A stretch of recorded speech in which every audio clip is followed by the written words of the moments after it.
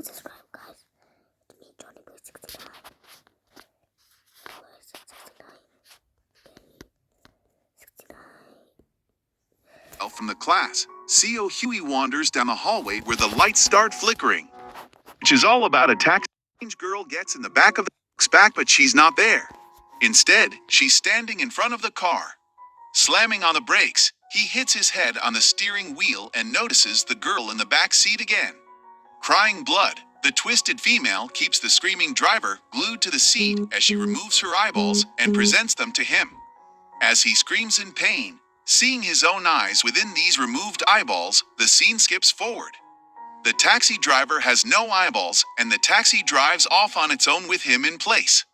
On the ground are his two severed eyeballs from before, which is where the episode ends. Episode 3 of Godam begins with two schoolgirls discussing a clip online and wondering whether the video they're watching is a hoax or not. Their appetite gets the better of them, though, and they both head inside to eat. On the way, one of the girls sprains her ankle. This prompts Min Young to hurry away to get help. Inside the classroom, she opens one of the lockers but finds a creepy doll sitting next to her books. Sensing something very wrong, she leaves to head down the hallway, but hears creepy laughter following her. As the camera pans around, the doll suddenly smiles. Min Young gasps as a strange undead girl contorts and twists in place. On all fours, she charges toward Min Young and follows her down the stairs. However, the stairs seem to be endless, continuously converging on the 3/2 floor that her friend fell and hurt her ankle on. Unfortunately, this creature catches up to her. With glowing yellow eyes, the pupils continuously expand until Min Young screams in fear. As the scene cuts to her friend, she heads upstairs just as Min Young creeps down, stalking her. Episode 4 of Godam begins in class as a group of schoolgirls discuss Jin Joan jumping in front of a moving truck. However, they're interrupted by the teacher arriving, stern-faced, to discuss the death of that very same student. Tellingly, up on the wall is a picture of the two students from the opening episode. As it turns out, the dead schoolgirl was actually being bullied and involved in a group chat. Haisu and revolves around a pretty famous urban legend involving an interdimensional elevator.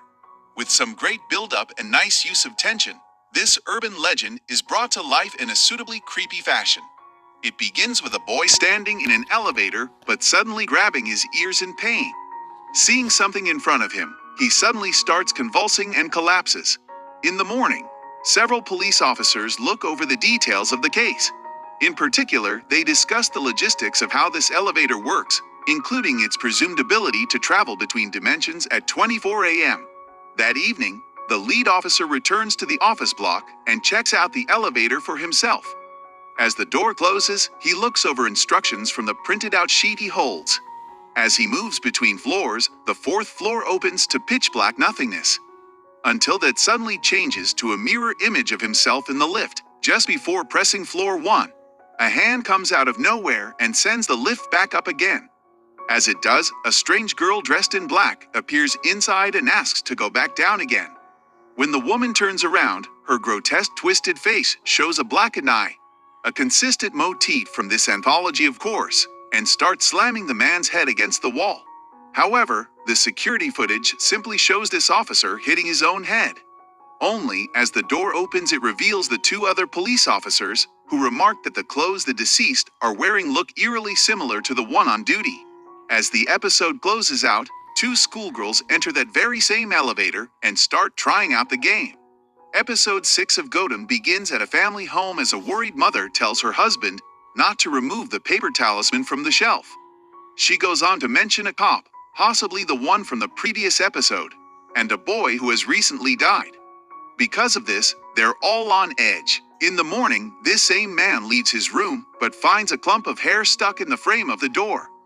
Pulling it out, the tuft of hair he holds brings with it a piercing scream. After a hard day of work, the drunk man peels off the paper talisman. He crumples it up in his hand, throwing it on the floor. Stumbling forward, he passes out face down on the bed.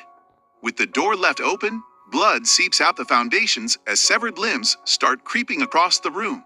As a spatter of blood hits his cheek, the man notices a hand crawling across the floor. That hand finds its way onto a faceless form that stalks him mercilessly out the room. Growling menacingly, the man begs it to stop. It's too late. The creature slashes him with his hand and leaves the man a bloodied mess on the floor, which is where the episode ends. Episode 7 of Godam is one of the more indifferent and forgettable episodes of the anthology. This one revolves around a virtual ghost. Specifically, one that haunts SAE Rom's vlog for virtual housework. SAE Rom starts the episode off as the live chat explodes with comments. However, as she talks, one of her plushies falls on the floor. Convincing her fans that she didn't stage this, she returns to the screen excitedly talking again. Midway through her chat, SAE Rom thanks her fans for reaching 30,000 balloons. After asking the viewers about blankets, things soon take a turn for the eerie when a book falls off the shelf. Visibly scared, her fans contemplate whether this is a fake or not as SAE Rom ends the broadcast. She tells them all she's off to see Rin's place to finish broadcasting, until she reveals it's all one big hoax. Unbeknownst to her though, the camera is still recording despite the chat room freezing. Grabbing her phone, she starts taking selfies, but with the filters, they suddenly start filling the screen and appear to hint at numerous people around her. Frozen to her seat, SAE Rom suddenly starts bashing her face continuously against the keyboard. As she passes out on the ground, another version of SAE Rom, a doppelganger perhaps, suddenly comes onto the view and introduces herself as SAE Rom, which is where the episode ends. Episode 8 of Godam expands out beyond its Korean urban legends to include some pretty dangerous ritualistic magic in the form of Yomi. This essentially proves to be an origin story of sorts, attempting to bring. The story itself begins with a white-robed woman walking downstairs and dropping a bowl full of food through a small slot. Hungry arms grab the bowl and scurry away. Out of all the episodes, this is the one that actually bothers to add some exposition. As we soon learn, there is a grotesque hex called Yomi in the country. Shamans abduct children and starve them until they're nearly dead. They then capture their spirits and keep their soul. After praying, this woman heads downstairs and captures the young child, stabbing repeatedly until he or she is dead. Convulsing on the spot, the woman suddenly switches her eye around to reveal a much smaller pupil. Could this mean she's been possessed by the spirit? Outside, she buries a box holding severed feet and laughs maniacally up at the sky. Back inside, she reads the fortune of a middle-aged woman and tells her she should get divorced from her husband. Struggling to keep her composure, and presumably her form, this woman continues to read fortunes as the entire room starts to shake around her. This lonely mother begs for help in finding her daughter as the candles go out in the room. This child's spirit is strong and seems to possess the woman. Inside her eye, the pupil paves the way to show a child banging both fists against the cornea, begging to be released. That evening, the woman awakens and is unable to control herself, twisting and contorting while the soul struggles to break free from her. Eventually, a tiny hand bursts out of her stomach as she collapses on the ground.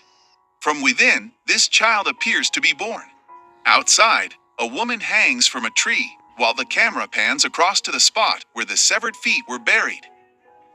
The drama ends here. Thanks for watching. Welcome back to Classic Recapped. Today, I am going to explain an action and a horror movie called Watch Superhost 2021.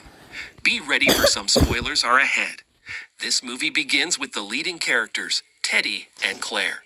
They are now making a vlog for their YouTube channel, Superhost. They visit many houses and share their review about these houses. By watching these house reviews, people rented these houses and owned them. Their next target is Betty Low 52 house, which is located on the mountain. When Claire takes a shower, Teddy tells his viewers that the next vlog will be special.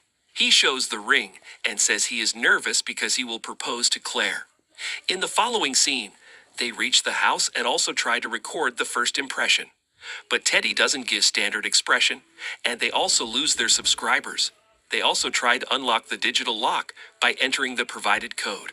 But the door doesn't open, and Teddy tries to contact host, but he doesn't respond.